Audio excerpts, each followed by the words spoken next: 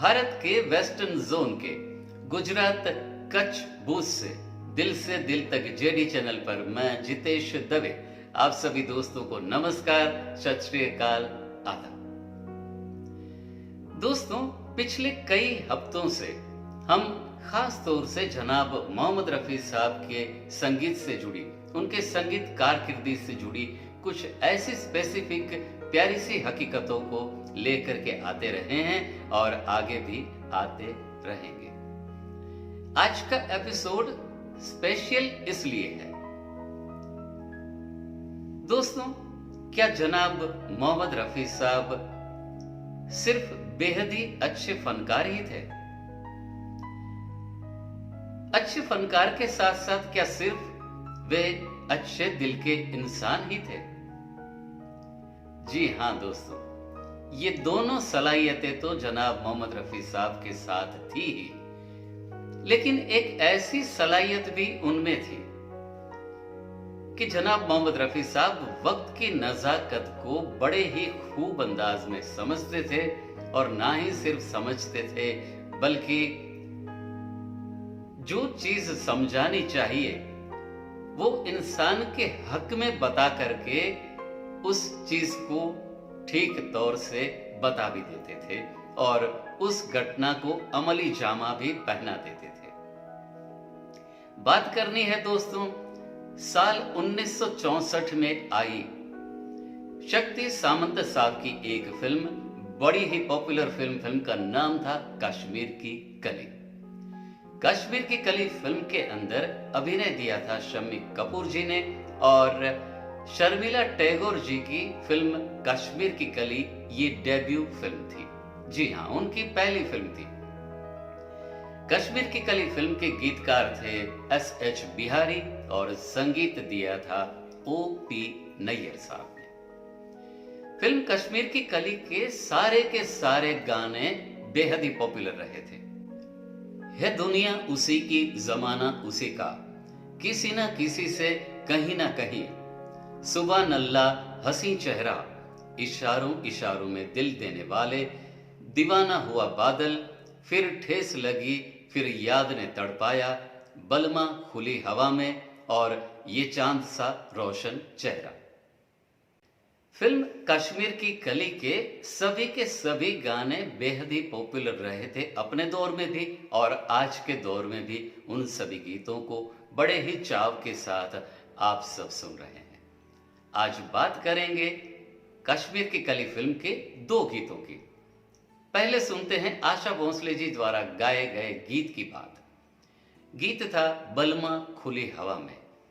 ये गीत फिल्म में दरअसल दिखाया नहीं गया था, लेकिन जब यह फिल्म रिलीज हुई तब उसके तकरीबन 8 या 10 दिन तक ये गाना स्क्रीन पर रहा था, लेकिन सेंसर बोर्ड को इस गीत का पिक्चराइजेशन कुछ ऐसा लगा था जिनमें इस गाने के दौरान शर्मिला टैगोर जी का दुपट्टा अपने शोल्डर से सरक करके नीचे गिर जाता था, और ये सीन सेंसर बोर्ड को ठीक नहीं लगा था अपने दौर में, तो इस हिसाब से इस गीत को फिल्म से हटा दिया गया था।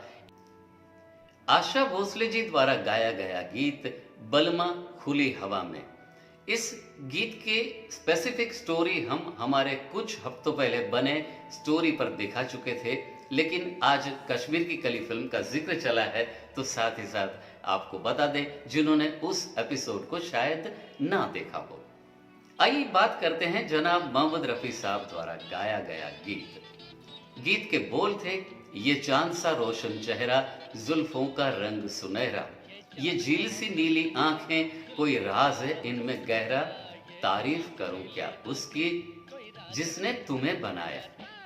जब इस गीत का रिकॉर्डिंग चल रहा था, ओ.पी. नैयर साहब, एस.एच. बिहारी साहब, मोहम्मद रफी साहब सब बैठे हुए थे, लेकिन इस फिल्म के अभिनेता शम्मी कपूर साहब, जो भी संगीत में बड़ी ही खूब दिलचस्पी रखने वाले थे और इंडियन क्लासिकल म्यूजिक को भी वो बखूबी जानते थे, तो शम्मी कपूर साहब भी इस गाने के रिकॉर्डिंग के दरमियान मौजूद थे।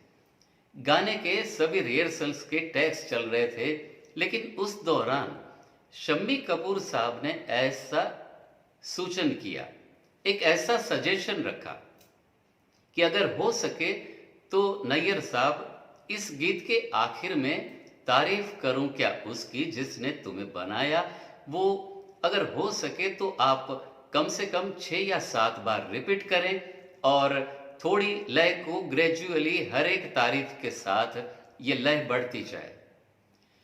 दोस्तों, आप सब जानते हैं कि जनाब ओपी नैयर साहब डिसिप्लिन के इतने ही पाबंद थे कि वो कभी भी किसी के एडवाइस को जल्दी से मानते नहीं थे।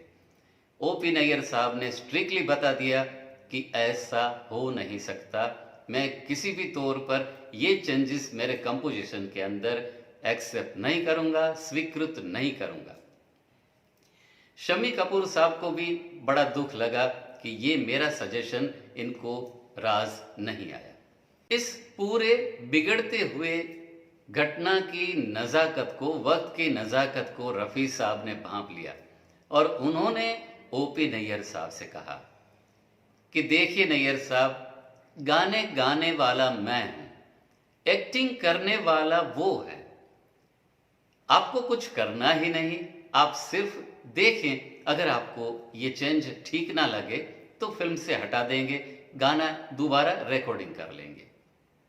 तब जाकर के नैयर साहब एग्री हुए और गाना रिकॉर्ड हुआ ऐसे कि जिसमें आखिर में 6 बार रफ़ी साहब ने हर एक बार अलग अलग तरह से गाया, तारीफ करूं क्या उसकी जिसने तुम्हें बनाया। जब फिल्म का पिक्चराइजेशन हो रहा था इस गीत का, तब दरअसल होता यूं था कि 6वीं बार जब तारीफ करूं क्या उसकी ये लिरिक्स जब गाए जाते हैं, उस वक्त शम्मी कपूर साहब अपने शिकारे से पानी के अंदर गिर जाते हैं। ये मौके की नज़ाकत थी और पिक्चराइजेशन में ये इतना लाइटर वे में गया कि जब इस फिल्म का एडिटिंग चल रहा था, तब जब ये सीन एडिटिंग के दौरान आया, तब ओपी नैयर साहब भी बड़े खूब अंदाज में हंस पड़े, मुस्कुरा पड़े और उन्होंने शम्मी कपूर साहब को गले लगा लिया और रफ़ी साहब ये घटना पूरी देखते रहे। जब शम्मी कपूर साहब मोहम्मद रफ़ी साहब से मिलने आए, तब मोहम्मद रफ़ी साहब ने शम्मी कपूर साहब को बाकायदा चूम लिया था। दोस्तों, ये थी मोहम्मद रफ़ी साहब की अपनी एक अलग किस्म की सलाहियत, जो हर एक बोल को, हर एक अल्फाज को अलग अलग मूड से जोड़ करके मुख्तलिफ किस्म से गाया करते थे। बिल्कुल ऐसे ही जनाब मोहम्मद रफ़ी साहब के संगीत से जुड़ी नायाब और नई खूबसूरत सी स्टोरी लेकर के अगले एपिसोड पर हम आप सबसे फिर से मुखातिब होंगे। तब तक दोस्तों, bye bye, take care, save water, save our mother planet.